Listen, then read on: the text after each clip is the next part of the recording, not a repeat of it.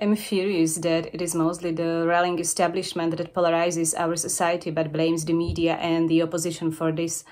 Government politicians lie openly, often artificially creating polarizing issues and scoring political points on them. Bears contemporary art, gender ideology, and we can find adequate tools to combat this rhetoric.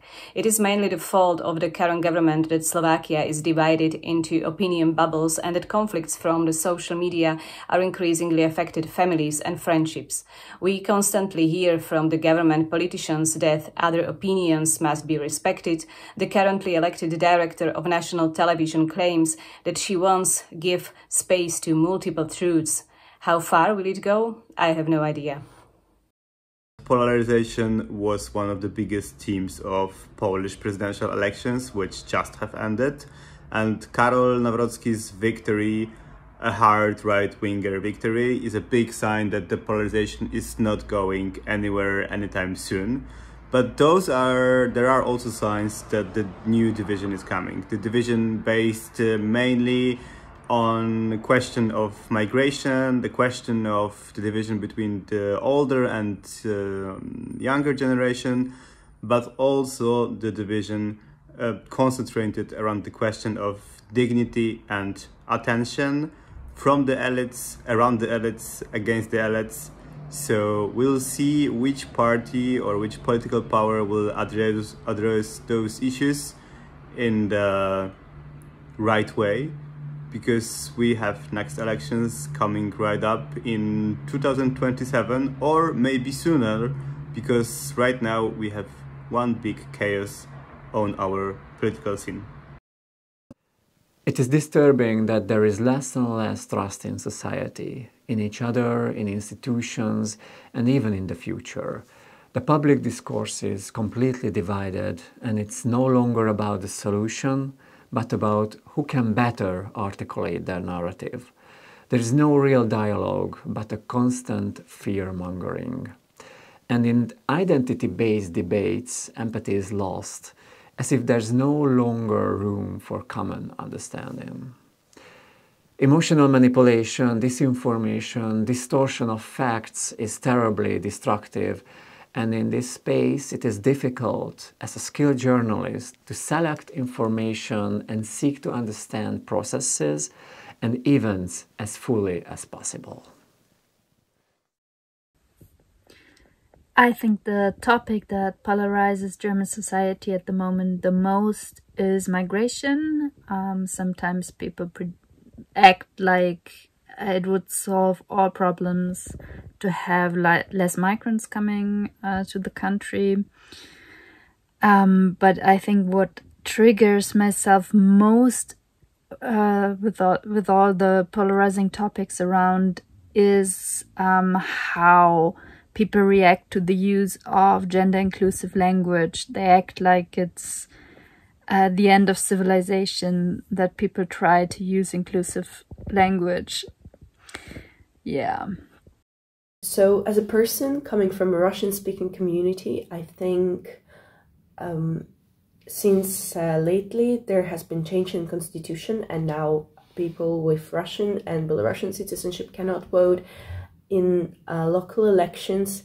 It is a very polarizing topic, and I think the stories of the people coming from there are being overlooked, and there's a lot of nuance and detail that is not being portrayed.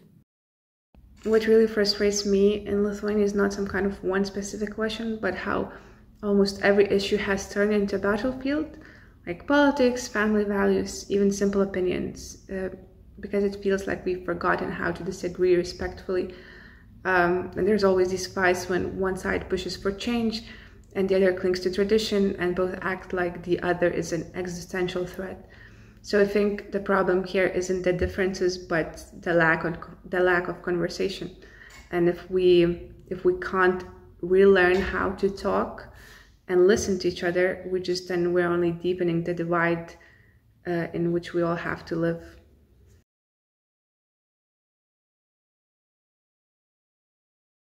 The government is currently addressing the fact that hate speech in our country has increased by over 200% in the last year.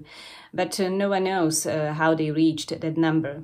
The government spends hours on pseudo-problems, pseudo-questions, instead of addressing the real problems of our country. The legalization of fascism, the collapsing health service, the destruction of culture, the decline in reading literacy, salaries that are among the lowest in the Europe, rising prices, and the reputational disgrace that Robert Fico and other coalition politicians and ministers have brought to our country in recent months, for example by visiting Moscow and meeting authoritarian directors.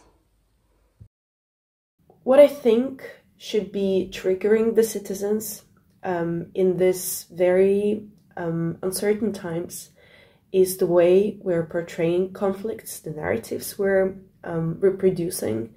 And what really concerns me is how the genocide in Gaza is being portrayed. Because if, as Europe, we want to be the example of someone with high moral grounds, we cannot overlook things like that. And we should be holding accountable countries that are allowing these atrocities. The rise of far-right narratives, far-right politics in Germany, and the danger to democracy. And we see that a lot of terror attacks are in fact done by right-wing terrorists, but the focus is always only on those done by migrants. So I think the danger to democracy should be more in focus, especially looking at the far-right activists, far-right politics. The lack of engagement with young people is a big but hidden issue, and the failure to talk about it is a source of frustration and ongoing tension for many. I think the society should be much more disturbed about the lack of representation of the young generation. They are the ones who face the biggest challenges, from the housing crisis to their mental health, yet their voices rarely heard at a credible decision-making level. The future is being decided without them, with potentially serious consequences. If we don't change this, many will become disillusioned and unmotivated, and society as a whole stands to lose. So I wish that everybody was annoyed by the fact how quickly we start disliking each other as human beings. I think we as a society constantly, quietly, or performatively write each other off, because we're very quick to diagnose what's wrong with those other people, the elite, the poor, the youth, the activist, the conservative, the liberal, choose your villain. But we misplace the courage and the humility to ask why someone ends up living or thinking the way they do. So dialogue gets replaced by judgment and memes, basically.